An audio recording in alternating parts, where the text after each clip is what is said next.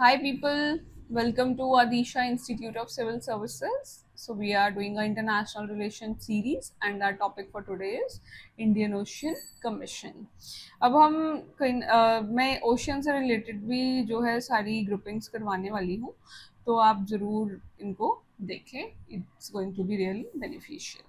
सो सबसे पहली बात तो हमें पता होना चाहिए कि ये एस्टैब्लिश कब हुआ. So it was established in 1984. Indian ocean commission है तो डेफिनेटली इंडियन ओशन वाला रीजन ही होगा सारा.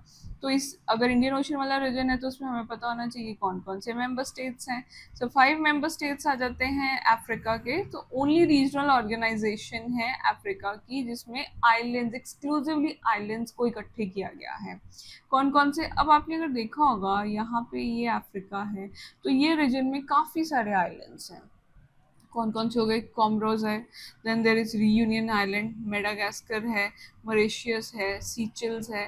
तो ये सारे इस रीजन के आइलैंड्स को एक साथ कंपोज किया गया है और उन्हीं को इकट्ठे लेके आया गया है इंडियन ओशन कमीशन ऑर्गेनाइजेशन में. ये तो अब इसके अगर इधर के सिर्फ आइलैंड्स है तो ये अगर सारा रीजन, ये हमारा इंडिया है, ये सारा रीजन है तो ये कौन सा पार्ट हो गया? This is West Indian Ocean ही हो गया ना. अब इन्हीं को ही अगर लेके आए हैं तो ऑब्वियसली इन्हीं के इंटरेस्ट को प्रोटेक्ट करेंगे. तो इसका एम क्या हो गया? Protect the interest of western Indian Ocean islands. Okay. So also there are 5 observer country. कौन कौन सी हो गई? That is India, China, European Union, Malta. So European Union का पता होना चाहिए. और एक और मैं आपको हिंट देती हूँ, जब भी आपका प्रीलिम्स में कोई भी क्वेश्चन आता है और अगर उसमें यूरोपियन यूनियन है तो मोस्ट ऑफ द चांस जो है यूरोपियन यूनियन करेक्ट होता है और वही आंसर होता है. ठीक है, तो इस चीज़ का आप ध्यान रखें. So India, China, European Union, Malta and International Organisation of La Francophonie. Headquarters कहाँ है? Ebene, Mauritius. Okay, so our next organization of ocean is that is Indian Ocean Rim Association. अब ये क्या है? अब सबसे पहले तो आपको पैसिफिक रिंग ऑफ फायर के बारे में पता होना चाहिए. ये सारी वही कंट्रीज हैं.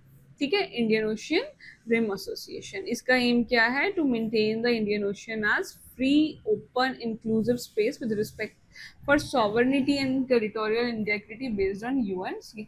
अब ये बनाया क्यों गया? क्योंकि चाइना जो है इंडियन ओशियन में काफी हलचल कर रहा है.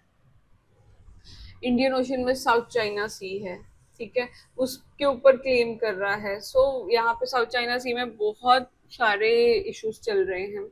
ठीक है, वैसे भी इंडियन ओशियन को वो ऑक्यूपाई कहीं ना कहीं कभी कैसे कर रहा है कभी. तो ये एसोसिएशन है ही इस चीज के बारे में कि मेंटेन करना चाहते हैं इंडियन ओशियन को as a free, open, inclusive space with respect for sovereignty and territorial integrity based on UNCLOS, that is United Nation convention on the law of sea. सारा, क्योंकि इसमें सारी वो बताई जाती है कि EEZ, एक्सक्लूसिव इकोनॉमिक जोन कौन सी है, कितने नॉटिकल माइल्स किसके पास है, वो सब इसी ऑर्गेनाइजेशन में है. तो इसके ऊपर बेस्ड है.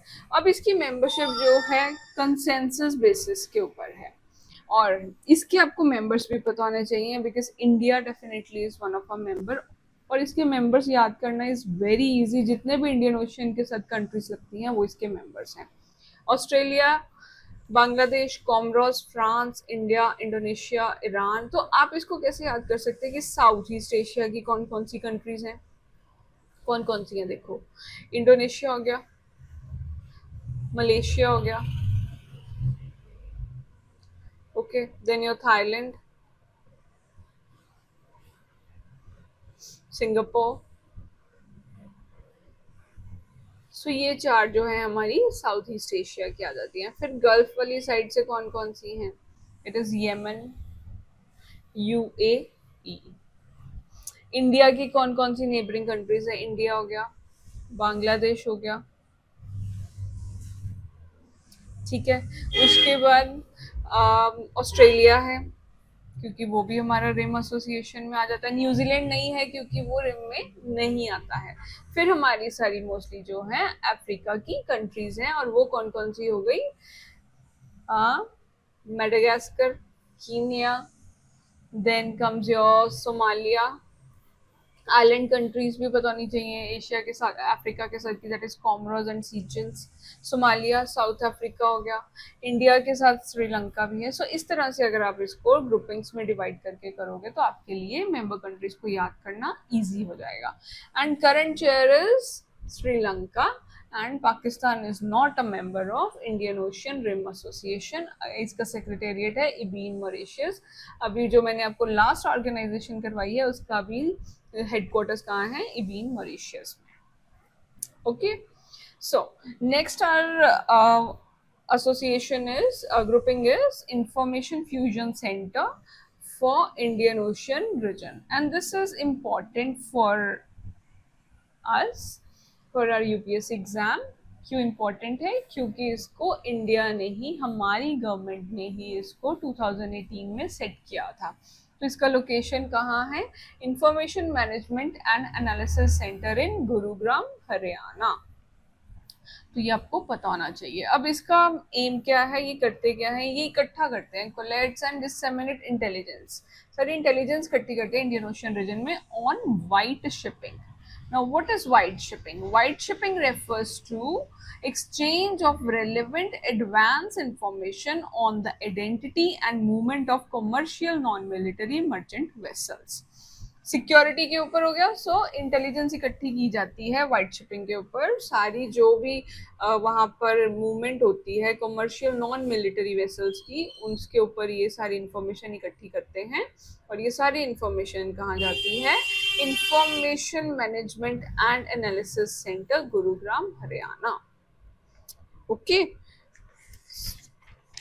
सो that's all for your Indian Ocean region की ऑर्गेनाइजेशन को. तो I'll do like, share, subscribe and comment down below. Share करो अपने फ्रेंड्स के साथ. सो मैं अब और वीडियोस के साथ ऐसे लेकर आऊंगी. And I'll see you in the next class. Thank you very much.